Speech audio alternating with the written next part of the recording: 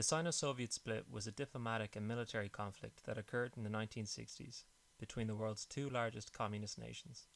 Its causes were multifaceted, but the ensuing rivalry was deadly. Hundreds were killed in border skirmishes, and the Soviets seriously considered nuking China, only being deterred by the United States. This video itself won't discuss the conflict, but instead it will focus on how North Korea reacted to its two major allies coming head to head. Initially, North Korea kept a neutral face during the start of the Soviet-Sino split. They had always valued an independent foreign policy for their country. Their main goal on the global stage was the reunification of Korea. Kim Il-sung, their leader, believed this to be inevitable and necessary, even after past failures of it during the Korean War. Still, the North was undoubtedly biased towards China. They had forged close relations with Mao by fighting alongside them in their war. And Koreans also shared a close cultural link with their Asian neighbours. On top of this, Kim Il-sung hated Khrushchev's reforms. Its abolition of the cult of Stalin threatened his own back in Pyongyang, and Khrushchev's open interest in peace with the USA was unthinkable. There were still thousands of US troops stationed on its southern borders. But the Soviet Union was still their main supplier of aid and technical skill, which Kim Il-sung needed to industrialize his country. So he continued to toe a neutral line.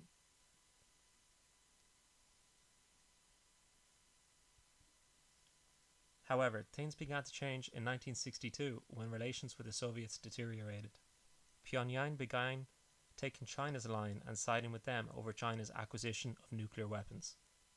North Korean historians began criticizing Soviet colleagues for falsifying Korean history in various ways. Rodon Sinmun, the Korean Workers' Party's newspaper, began openly criticizing Khrushchev.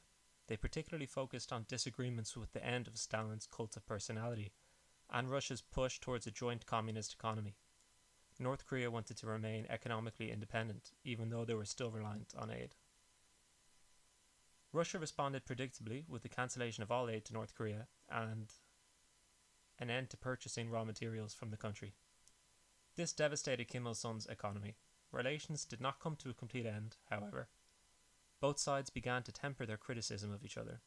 Moscow enjoyed having influence in North Korea due to its strategic location, and Kim needed Soviet support for his economic program.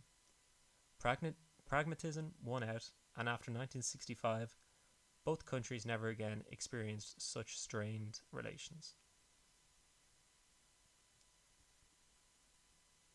As North Korea cooled its relations with the Soviet Union, the Cultural Revolution began in Communist China in 1966.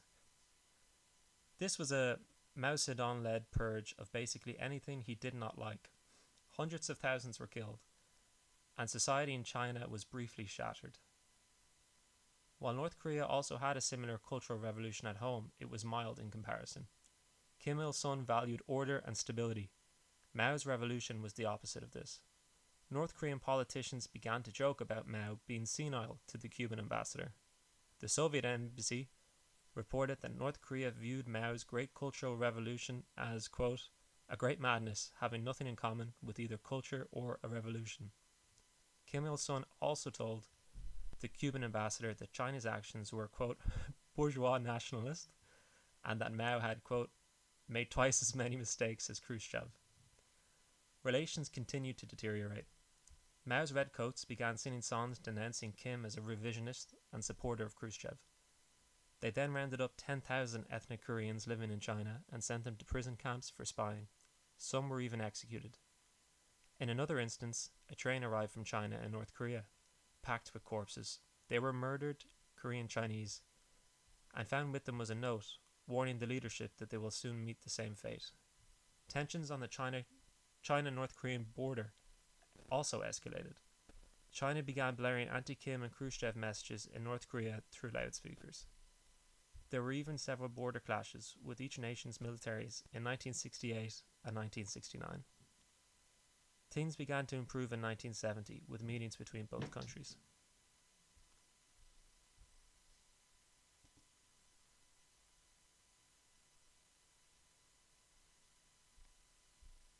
Kim Il-sung never publicly attacked either the Soviet Union and China.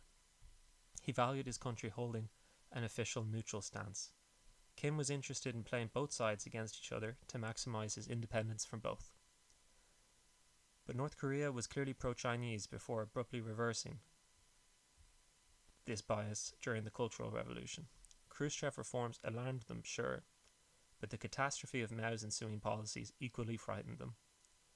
North Korea instead continued a policy of non-intervention in Sino-Soviet disputes and maintained stable relations with both countries until the end of the Cold War.